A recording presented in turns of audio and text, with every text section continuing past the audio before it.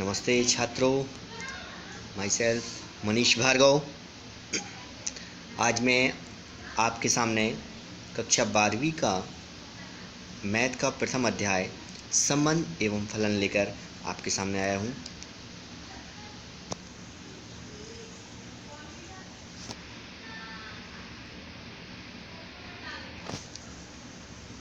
Relation and functions. सबसे पहले हम संबंध को डिफाइन कर लें। हमारे पास कुछ वाक्य दिए हुए हैं यहाँ पर, इनको आप ध्यान से देखें। दिल्ली भारत की राजधानी है। श्रीमती इंदिरा गांधी पंडित जवाहरलाल नेहरू की पुत्री थीं। 10 2 से विभाज्य है। x y का घन है। तो इन वाक्यों को पढ़ के हमें लग रहा है, कुछ बात समझ में आ रही है कि दिल्ली और भारत में एक संबंध बताया गया है राजधानी का। श्रीमती इंदिरा गांधी पंडित जवाहरलाल नेहरू में संबंध बताया गया है पुत्री का, पिता पुत्री का। 10 और 2 में संबंध बताया गया है कि 10 में 2 से भाग पूरा चला जाएगा। और x y का घन है, यहाँ संबंध घन बता रहा है। इसे हम एक सारणी को देखें।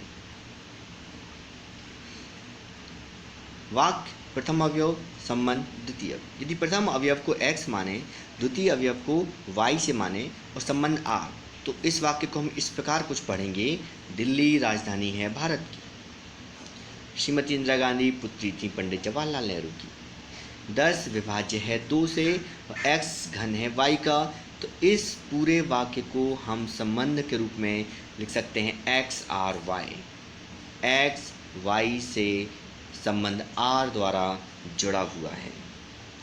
इसको हम एक एग्जाम्पल से देखें कि यदि a एक समुच्चय है 1 2 3 और इसका हम कार्टेशियन प्रोडक्ट निकालें a क्रॉस a, मतलब a के पहले अवयव a के लिए a11 a12 a13, फिर 2 से लें 21 22 23, 3 से लें 31 32 और 33।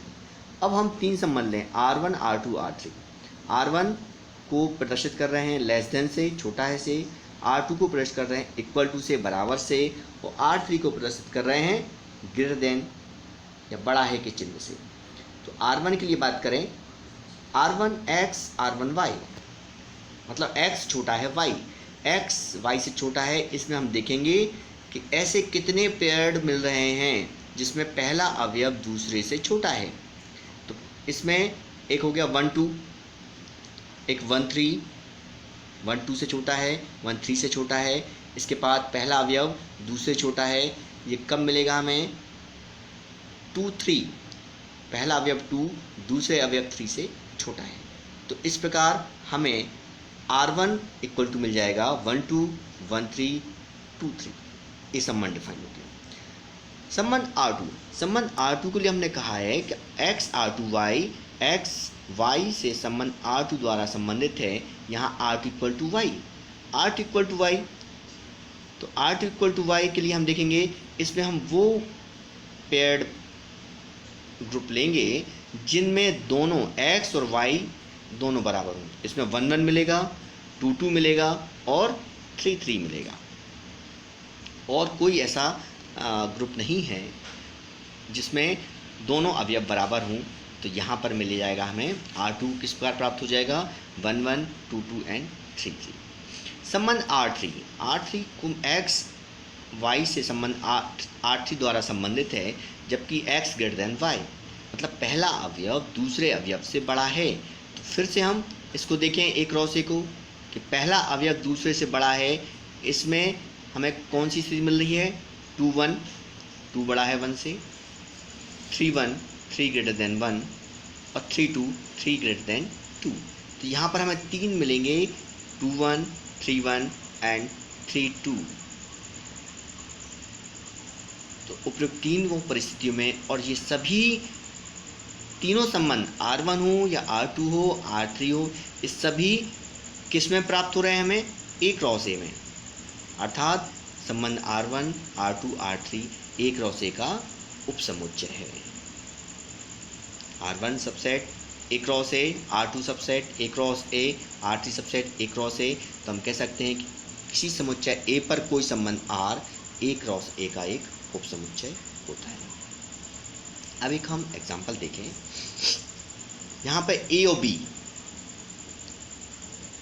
हमें एक संबंध बता रहे हैं। यहाँ 1 1 से संबंधित है, 2 4 से संबंधित है और 3 बी के एलिमेंट 9 से संबंधित है। अब यदि हम ए क्रॉस बी निकालें तो ए के साथ कुल कितने क्रमित युग्म मिलेंगे, पेयर मिलेंगे हमें? ए 1 1 1 1 4 1 9, 2 1 2 4 2 9, 3 1 3 4 3 9। ये हमारे पास ऑर्डर्ड पेयर हो सकते हैं।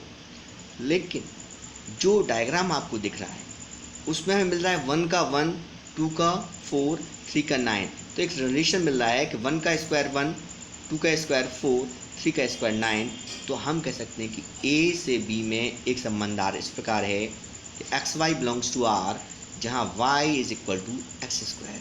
वाई बराबर है x का वर्ग और x a का अवयव है और y b का अवयव है। तो r इक्वल टू 1 1 होगा, 2 4 और 3 9। यहाँ भी r subset a cross b। तो इस प्रकार हम संबंध एक परिभाषा मिल रही है कि a और b दो समुच्चय हैं, तो a से b में संबंध a क्रॉस b का एक उपसमुच्चय होता है। इसे हम किस प्रकार लिखते हैं कि a से b में संबंध है एक r। यदि a b अवयव है r तो हम कहते हैं कि a और b में संबंध r है और इसे हम लिखते हैं a r b। a related to b या a और b संबंध r द्वारा संबंधित है। ये एग्जाम्पल देखें। a इक्वल टू 1 2 3 4 5 6 और एक रिलेशन है r इस प्रकार जो डिफाइन किया गया है कि a b such that a minus b equal to 2, कि a में से b को माइनस करेंगे तो हमें 2 मिलेगा। तो हमें कितने ऐसे ऑर्डर्ड पेयर मिलेंगे जिससे पहला एलिमेंट से दूसरे को माइनस करें तो 2 मिले? तो यहाँ पर 3 1 हो सकता है, 4 2 हो सकता है, 5 3 और 6 4। जो कि 3 में से 1 माइनस करेंगे तब भी 2, 4 में से 2 माइनस करेंगे तब भी 2, 5 में से 3 2, 6 में से 4 माइनस करेंगे तब भी 2 मिल जाएगा। सेकंड एग्जांपल देखें हम कि n प्राकृत संख्याओं का समुच्चय है और a plus 3b equal to 12 से परिभाषित कोई फलन कोई संबंध r है।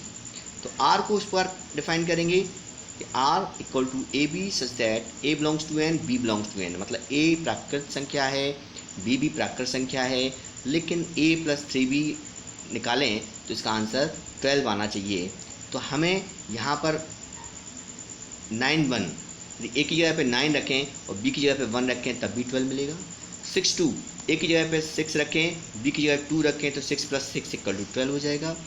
ए की जगह 3 रखें, बी की जगह 3 रखें तो 3 प्लस 9 इक्वल टू 12 प्राप्त हो जाएगा।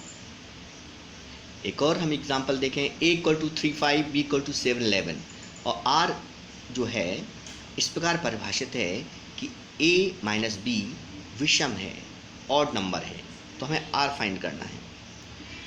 यदि हम 3 से 7 को माइनस करते हैं या 3 से 11 को माइनस करते हैं तो दोनों स्थितियों में हमें ऑड नहीं मिल रहा है, -4 और -8 मिल रहा है।